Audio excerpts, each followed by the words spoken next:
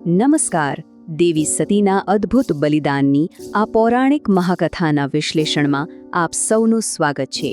આજે આપણે અતૂટ ભક્તિ, ભયાનક વિનાશ અને પછી આવતા આધ્યાત્મિક પુનર્જન્મની એક એવી વાર્તા જોવાના છીએ જે ખરેખર રોમાંચક છે.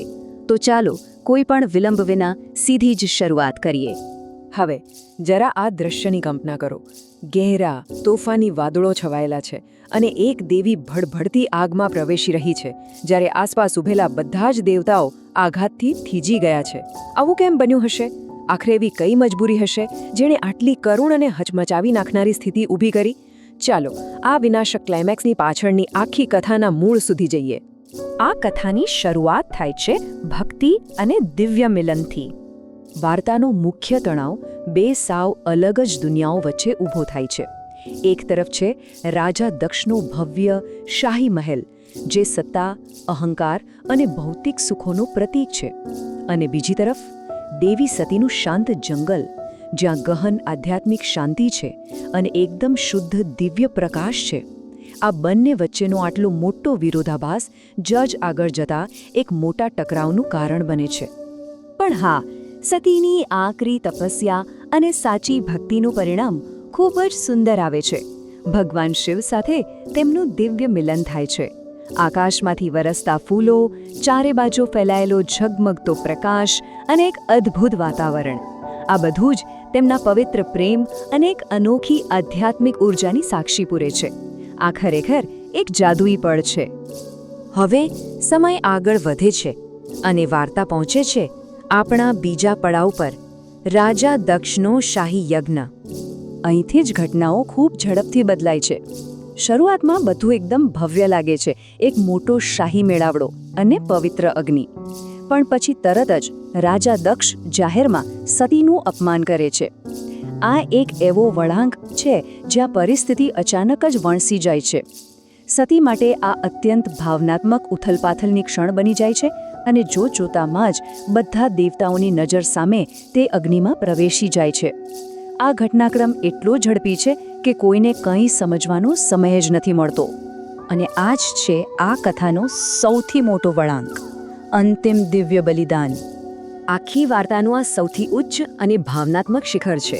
પરંપરાગત લાલ સાડી, આંખોમાંથી વહેતા આંસુ અને આસપાસ લપેટાતી અગ્નિની જ્વાળાઓ. આ માત્ર કોઈ સામાન્ય બલિદાન નથી, પણ અસહ્ય પીડા અને ગહન આધ્યાત્મિક ઊર્જાનું મિશ્રણ છે. આ એક ક્ષણ છે જ્યાં સમય જાણે થંભી જાય છે અને ઉપસ્થિત બધા જ દેવો માત્ર આઘાતમાં સ્થિર થઈને આ બધું જોઈ રહ્યા છે. જેવું આ બલિદાન અપાય છે, વાતાવરણમાં પણ અચાનક પલટો આવે છે. હમણાં જ્યાં એક ભવ્ય અને તેજસ્વી સમારોહ ચાલી રહ્યો હતો, ત્યાં હવે એકદમ અંધારું અને તોફાની આકાશ છવાઈ જાય છે. આકાશમાં કડાકા ભડાકા સાથે વીજળીઓ થવા લાગે છે, જે સીધું જ બતાવે છે કે બ્રહ્માંડ પણ આ ઐતિહાસિક બલિદાનના વજન અને કરુણતાને સહન કરી શકતો નથી. આ કરુણતા પછી શરૂ થાય છે ભગવાન શિવનો વિનાશક ક્રોધ. જ્યારે શિવજીને આ વાતની જાણ થાય છે, ત્યારે તેમનો ઊંડો શોક ભયાનક ક્રોધમાં ફેરવાઈ જાય છે. વિચારો, ભગવાન શિવ પોતાનું ત્રીજું નેત્ર ખોલે છે, એક શક્તિશાળી વીજળીનું તોફાન સર્જાય છે અને યજ્ઞમાં સંપૂર્ણ અરાજકતા અને વિનાશ મચાવવા માટે અત્યંત ક્રોધિત યોદ્ધા વીરભદ્રને મુક્ત કરવામાં આવે છે. આ એક અકલ્પનીય દિવ્ય પ્રતિશોધ છે, જ્યાં બધું જ વેરવિખેર થઈ જાય છે.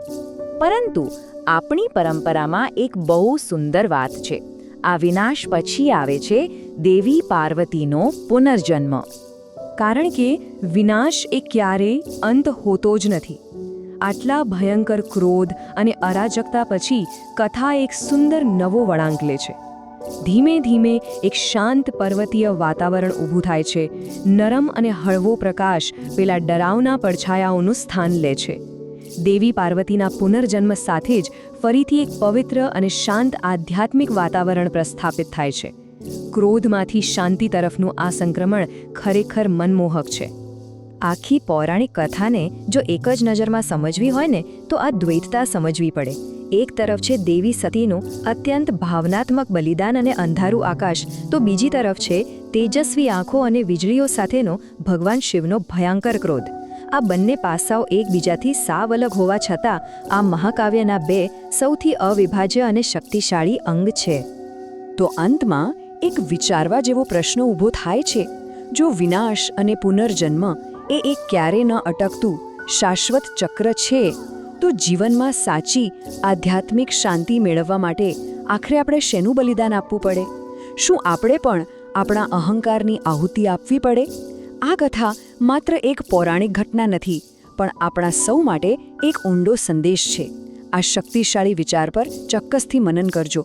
આજના આ વિશ્લેષણમાં જોડાવા બદલ ખૂબ ખૂબ આભાર.